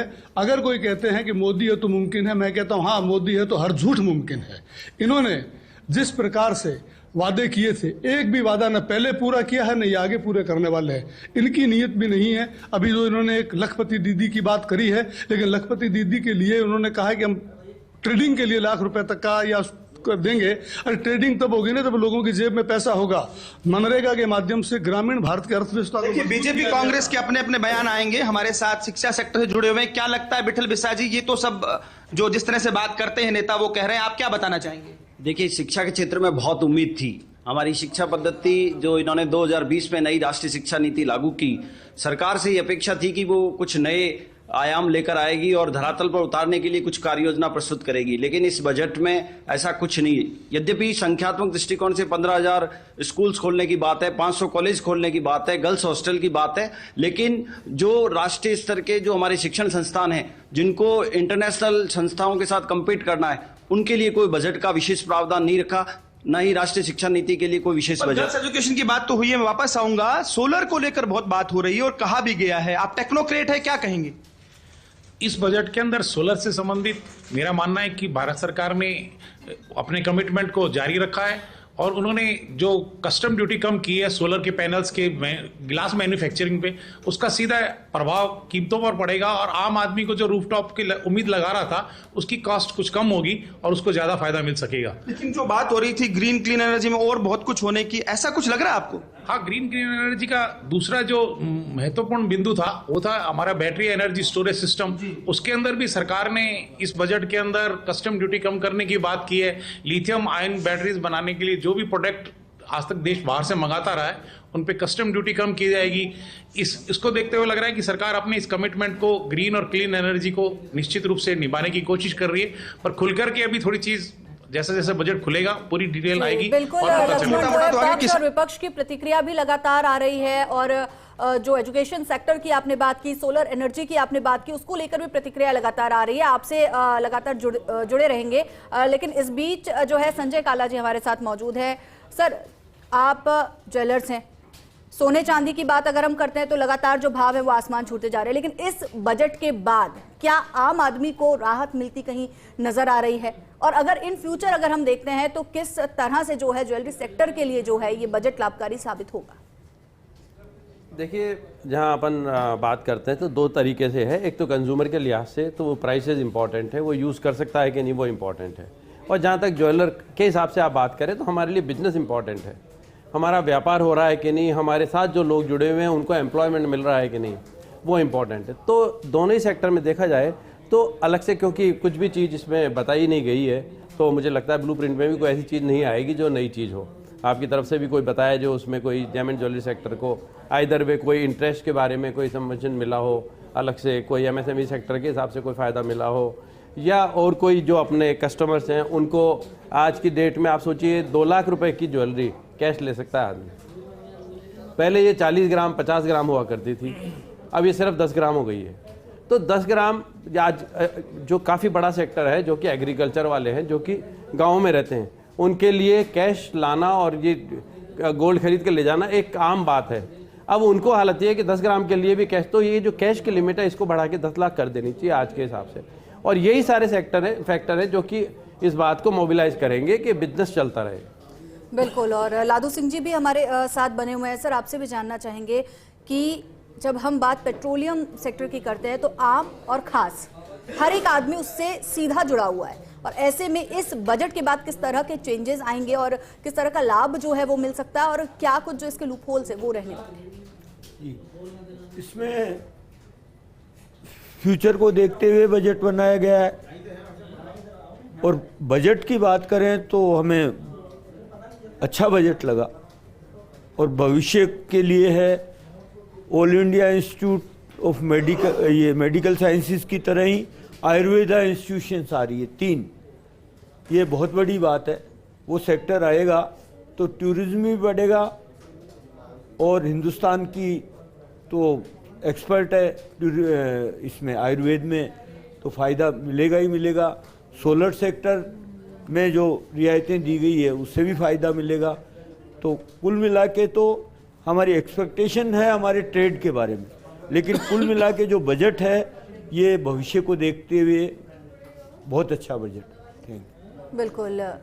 अपूर्वा जी, आप एक एंटरप्रेन्योर भी हैं, एक चार्टर्ड अकाउंटेंट भी हैं, और एक एंटरप्रेन्योर के लिहाज से हम अगर बात करें तो जो नए स्टार्टअप्स हैं उनको लेकर क्या कुछ खास आपने जो है एज अ सीए इस बजट में देखा? जैसे जो बजट पेश किया गया है काफ़ी बैलेंस बजट है। इसमें MSME एंटरप्राइजेस के लिए एक नया SME ग्रोथ फंड 10,000 करोड़ का क्रिएट किया जाएगा, और जो एग्जिस्टिंग फंड है सेल्फ रिलायंट इंडिया फंड, उसमें 4,000 करोड़ का टॉपअप किया जाएगा। ये अपने आप में ही बहुत बड़ा अमाउंट है, जिससे कि MSME एंटरप्राइजेस को बढ़ोतरी मिलेगी ग्रोथ में। और सबसे इम्पॉर्टेंट, जो ट्रेड्स पोर्टल पर जो डिजिटल पेमेंट्स मैंडेटरी करे गए हैं MSME एंटरप्राइजेस के लिए, उससे MSME एंटरप्राइजेस को बहुत फ़ायदा मिलेगा। उनके जो पेमेंट्स रुके रहते हैं वो जल्दी क्लियर होंगे, अर्ली एक्सेस टू कैपिटल मिलेगा, उनका वर्किंग कैपिटल ब्लॉक नहीं होगा। इससे MSME एंटरप्राइजेस ग्रो करेगी, उससे इवेंचुअली नेशनल इकोनॉमी ग्रो करेगी। वो एक बड़ा अच्छा पॉइंट है। बस यही रिक्वेस्ट है कि जो भी पॉलिसीज़ प्रमोट जो भी बताई गई है और जो बजट में इम्प्लीमेंट की जाए वो प्रॉपरली, यही एक रिक्वेस्ट है कि इनका इफ़ेक्टिव एंड प्रॉपर इम्प्लीमेंटेशन हो और कंप्लायंस हो प्रॉपर, कि जैसे जो भी प्रपोज किया है अगर वो इम्प्लीमेंट ही नहीं हो तो फिर कोई मतलब ही नहीं है ये सब पॉलिसीज़ लाने का। तो बस यही रिक्वेस्ट है, और बाकी बजट बहुत अच्छा बैलेंस बजट पेश किया गया है सभी सेक्टर्स के लिए। ठीक है अपूर्वा जी, आपका कहना है कि बैलेंस बजट है, सभी वर्गों का ख्याल रखा गया है, खासतौर पर MSME को तो बहुत नाजों से पालने की कोशिश की गई है। ठीक है, हमारे साथ सुरेश गर्ग जी मौजूद हैं। सुरेश गर्ग जी, आम जनता तो ये समझती है कि बजट आया है, क्या सस्ता हुआ है, क्या महंगा हुआ है, रोजगार मिला है या नहीं। कांग्रेस लगातार काउंटर कर रही है और कह रही है कि थोथी घोषणाएं, और भी कई आरोप है, कहा है कि कई सेक्टर अछूते रह गए। आप ऐसी 3 बातें बता दीजिए जिससे जब वित्त मंत्री ने आज बजट पेश किया और आम आदमी की बम बम हो गई, मजे हो गए। 3 बातें। इसमें सबसे बड़ी बात तो ये है कि 40,000 करोड़ रुपए सेमीकंडक्टर इंडस्ट्रीज के लिए PLI स्कीम लाना, उससे रोजगार के अवसर बढ़ेंगे, मैन्युफैक्चरिंग बढ़ेगी। दूसरा, MSME के अंदर 10,000 करोड़ रुपए का प्रावधान करना। जनता के लिए ITR भरने की जो डेट, लास्ट डेट जो 31 दिसंबर थी डिले की, उसको बढ़ा के 31 मार्च करना। न्यू रिटर्न जो 31 जुलाई तक इंडिविजुअल को भरने की जो डेट होती है, तो इंडिविजुअल के लिए अगर सैलरी क्लास है वो 31 जुलाई और व्यापारी वर्ग है तो उसको 31 अगस्त कर देना। तो ये सब चीजें आम आदमी के लिए हैं। आप डिफेंस के अंदर पैसा बढ़ा देना, एजुकेशन सेक्टर के अंदर 1,39,000 करोड़ रुपए का बजट करना, जो पिछली बार 1,28,000 करोड़ रुपए का एजुकेशन का बजट था, वो 1,39,000 करोड़ रुपए का बजट। तो ये हर सेक्टर के अंदर बजट को बढ़ाया गया है, चाहे एजुकेशन हो, चाहे हेल्थ हो, या किसी भी सेक्टर को देख लीजिए, चाहे डिफेंस हो, तो हर सेक्टर में बजट बढ़ाया तो निश्चित रूप से वो सब जनता के बीच में जाएगा, रोजगार के अवसर बढ़ेंगे, हर व्यक्ति को, किसानों को, युवाओं को, गरीब को, महिलाओं को, सबको उसका महिलाओं के लिए क्रेडिट गारंटी स्कीम लॉन्च करना। अगर लखपति दीदी, और हम तो राजस्थान के अंदर तो 10 लाख रुपए तक का लोन, इंटरेस्ट फ्री लोन दे रहे हैं। बजट की अगर आप बात करें तो बजट अच्छा है, लेकिन नितिन जी आपसे ये जानना चाहूंगी कि जब सब लोग कह रहे हैं कि बजट अच्छा है, तो कांग्रेस को क्यों लगता है कि ये बजट जो है उम्मीदों पर खरा नहीं उतरा? देखिए, मैं ये कहना चाहता हूं कि सब लोग वो कह रहे हैं जिनको बजट से कोई लेना देना नहीं है, क्योंकि वो लोग हैं जो 1% जिनके पास, वो 1% लोग हैं जिनके पास 40% से ज़्यादा संपत्ति संचित है। आज मैं उनकी बात कर रहा हूं कि जो कि वंचित तबका है, आज फार्मर्स के लिए कि उसको एमएसपी मिले, क्या घोषणा है? उल्टा क्या किया? कृषि में 6,985 करोड़ रुपए बजट कम कर दिया। कल ही एक न्यूज़ थी, रूरल डिपार्टमेंट में घोषणा की गई कि इतने लाख करोड़, 51% भी खर्च नहीं है अभी तक। अगर आप मिनिस्ट्री वाइज निकालेंगे, अभी डिफेंस की बात कर रहे थे, खुद एयर चीफ मार्शल कह रहे हैं कि एक भी डिफेंस प्रोजेक्ट टाइम पे पूरा नहीं हो रहा, और कमेटी कह रही है डिफेंस की कि आपने बोल दिया 40,000 करोड़ रुपए क्या नाम से स्पेंडिंग होगी, होती 20,000 करोड़ भी नहीं है खर्च, बाकी सारा बजट पड़ा रहता है। लेकिन आप वाहवाही लूट लेंगे। SC ST OBC के लिए तमाम योजनाएं थी, PM अनुसूचित जाति अभ्युदय योजना 890 करोड़ कम, OBC EBC DNT के लिए PM यंग अचीवर्स 690 करोड़ कम, SC के लिए मैट्रिक छात्रवृत्ति 360 करोड़ कम, ST के लिए 1559 करोड़ कम, जल जीवन के लिए 50,000 करोड़ की गति, PM आवास योजना में 3200 करोड़ की कटौती, फसल बीमा योजना में, यूरिया सब्सिडी में, PM गरीब कल्याण में, विमान एरो इंजन में, सब तमाम तरीके की चीजें जो कटौती कर दी। अब मैं आप छोड़िए, आप हेडलाइन छोड़ दिए, आप बॉटम लाइन पकड़िए। आप ये लगातार बोल रहे थे कि जब शेयर आएगा तो शेयर 25% कर देगा, आज भी 12.8% क्यों है मैन्युफैक्चरिंग? ये बात करते हैं कि हम तमाम चीजें कर रहे हैं कि क्या नाम से रेयर अर्थ के लिए तमाम चीजें, PLI स्कीम आप इन्होंने बहुत अच्छी बताई, आपने पूछा इनसे 3 चीज, अब मैं 3 चीज का सबसे पहले काउंटर करना चाहता हूं। इन्होंने बोला PLI स्कीम 40,000 करोड़ रुपए। आप ये बताइए, उठा के देखिए, जितनी भी PLI इंसेंटिव स्कीम थी वहां पे सारा हम इंपोर्ट कर रहे हैं और उन कंपनियों को हम सब्सिडी दे रहे हैं, बाहर वालियों को, मतलब अपना, और उसी के कारण हमारा ट्रेड डेफिसिट बढ़ रहा है हाईएस्ट। पता है पर मंथ हमारा $42 बिलियन ट्रेड डेफिसिट है, मासिक, कभी नहीं रहा। आप देखिए नितिन जी देखिए, अभी कंप्लीट करने दीजिए। नितिन जी जल्दी से काउंटर कर दीजिए, फिर ब्रेक का भी समय होगा, जल्दी से। नितिन जी देखिए, सत्ता पक्ष का काम है खूबियां गिनाना और विपक्ष का काम है खामियां बताना, और आप तमाम चीजें कहते हो, रिफ्लेक्शन में तो कुछ है ही नहीं। क्या हो रहा है देश के अंदर? क्या नितिन जी जल्दी से 3 पॉइंट्स, जल्दी से आप बता दीजिए 3 पॉइंट्स जल्दी से। देखिए, इन्होंने ना फार्मर्स के लिए कोई बात की, ना लेबर के लिए कोई बात की, नहीं, इन्होंने जनता के समझ में आ रही है कि बजट अच्छा है, यहाँ पे इतने लोग बैठे हुए उनके लिए समझ में आ रही है, लेकिन कांग्रेस को समझ में नहीं आ रही, वो बुराई करना, केवल बुराई करना। अरे भाई, हम कह रहे हैं हिंदुस्तान की ग्रोथ हो रही है, हम कह रहे हैं हिंदुस्तान की ग्रोथ हो रही है, लोगों का लिविंग स्टैंडर्ड बढ़ रहा है, लोगों की आय बढ़ रही है, लेकिन इनके कांग्रेस के समझ में नहीं आएगी, कांग्रेस के बिल्कुल भी समझ में नहीं आएगी। हर चीज के अंदर ग्रोथ हो रही है, यानी कि भारतीय जनता पार्टी कह रही है, नितिन जी भारतीय जनता पार्टी कह रही है कि बजट खुला तो पिटारा ऐसा कि सभी वर्ग लाभान्वित हुए, लेकिन कांग्रेस कह रही है, नितिन जी बात पूरी सुन लीजिए, कांग्रेस कह रही है कि पिटारा जरूर खुला होगा, सभी चेहरे खिले होंगे, लेकिन आम जनता के लिए, मिडिल क्लास के लिए कुछ नहीं। चर्चा लगातार जारी रहेगी माधुरी। बिल्कुल, चर्चा लगातार जारी रहेगी, क्योंकि आज जो है आम बजट आया है और आम बजट से ये बजट किसकी उम्मीदों पर कितना खरा उतरा है ये देखना होगा। लेकिन फिलहाल वक्त एक छोटे से ब्रेक का, जल्द हाजिर।